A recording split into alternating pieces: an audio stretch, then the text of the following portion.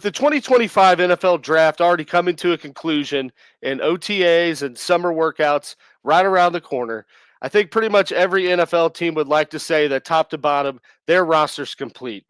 But I know, pretty much any NFL fan knows that that is just not the case for every NFL team. I mean, there's plenty of teams out there that still have a lot of positions of need, a lot of needed veteran depth, and a lot of questions that still need to be answered as we quickly approach the 2025 NFL season.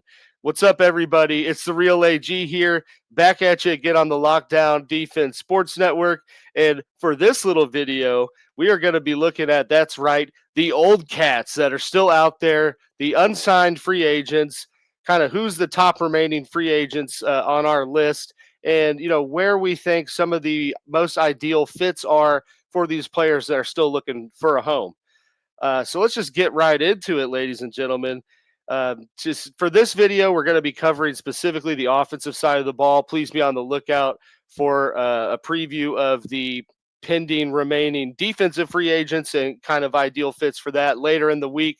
But there's your list right there, looking at pretty much the top remaining free agents on the offensive side of the ball. Everyone knows we got Aaron Rodgers, a quarterback, still pending, deciding what he's doing. Nick Chubb and J.K. Dobbins and Gus Edwards are kind of the remaining big name running backs on the market. For wide receiver, you got Amari Cooper, Keenan Allen, and surprising, maybe not surprising, but pretty recent, Gabe Davis, getting cut by Jacksonville. Gerald Everett's really the only remaining tight end that is competent, I'd say, in his resume. Looking at offensive line, we got Jedrick Wills, offensive tackle from Cleveland. We got Dalton Reisner, Shaq Mason, Brandon Scherf, Will Hernandez at offensive guard, and then David Andrews at center, are still as our available free agents. So, I mean, plenty of decent names out there, certainly guys on the wrong side of father time, if you will, but I think plenty of names that could sign on with the team, bring added quality veteran depth, and probably honestly bring a little bit of production for whatever they have left in the tank.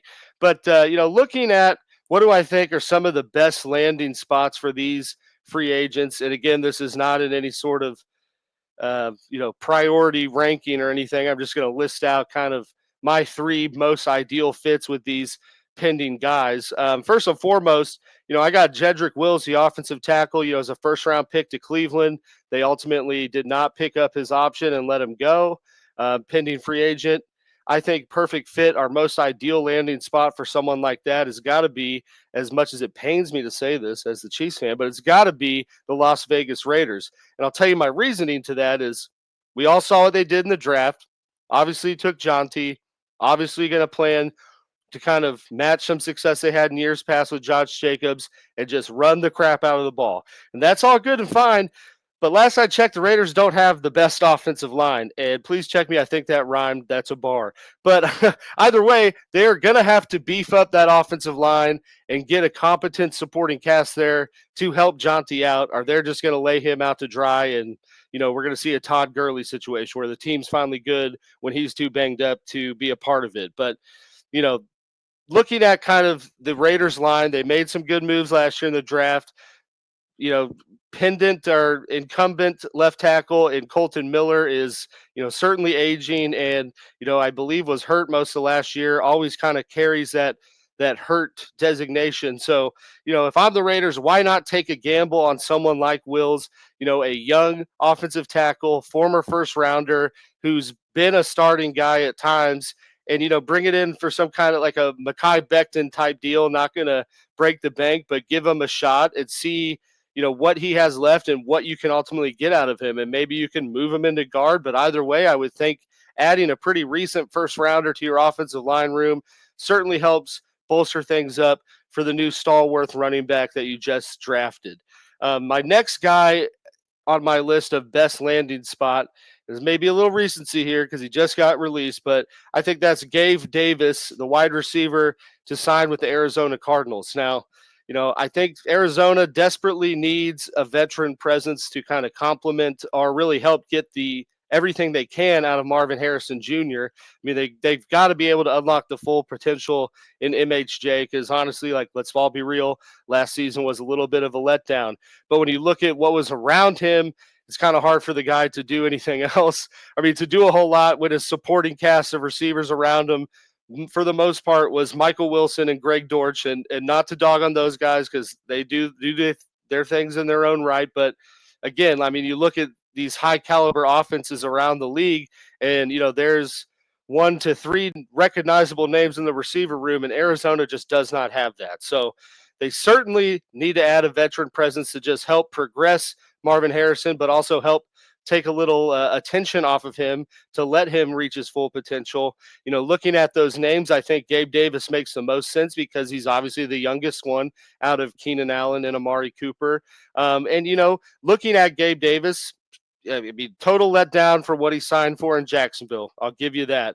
But when you look at what he did in Buffalo, he flourished really when he was not supposed to be the key guy. And you bring him into a situation like Arizona, you got Marvin Harrison Jr., Gabe Davis. I mean, ideally, you would think could do a little bit of what he did in Buffalo and be that deep threat that not a lot of teams pay attention to, but they know his name at the end of the game because he made them remember. And so again, I know he wasn't productive in Jacksonville, but he has flourished in a setting where he's not the number one guy, and he's still young enough, I think, to bring that type of flavor into Arizona and help their offensive out and, give Kyler Murray another competent target to throw to that's not named Marvin Harrison Jr. or Trey McBride.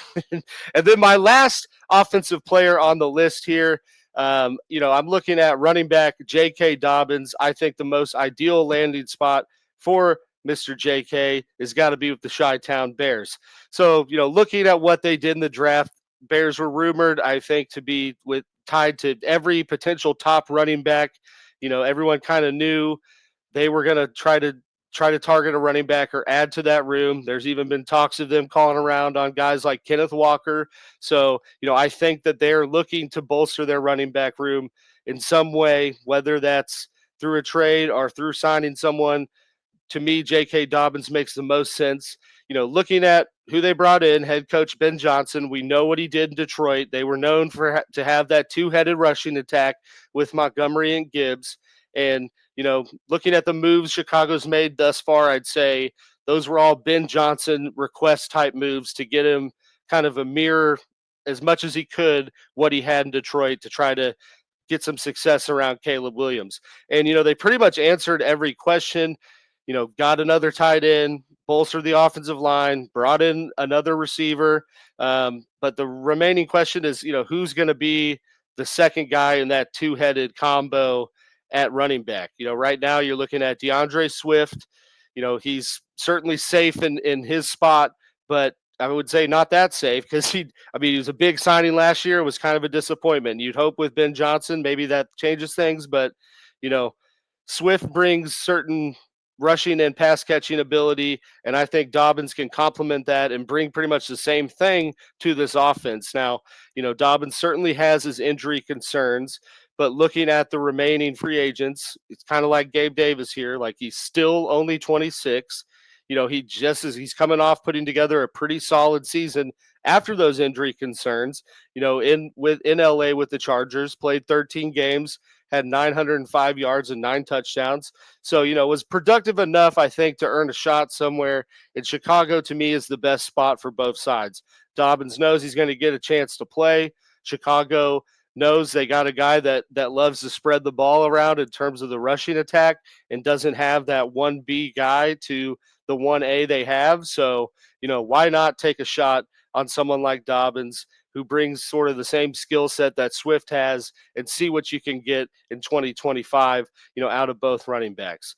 But that is it, ladies and gentlemen. That rounds up kind of our look at the best remaining offensive free agents and, my best landing spots for those guys. Again, my 3 best are Jedrick Wills, the offensive tackle, to the Raiders, Gabe Davis, the wide receiver, to Arizona, and then J.K. Dobbins, the running back, to Chicago. So, that is it for this video. Again, if you want to get at us on social media, there's the gang socials. You got Mike Dubb, myself, and Robert, our Chargers guy. Get at us on Twitter or Instagram. If you want to, find more videos from the Lockdown Defense Sports Network, boom, there's all the social info.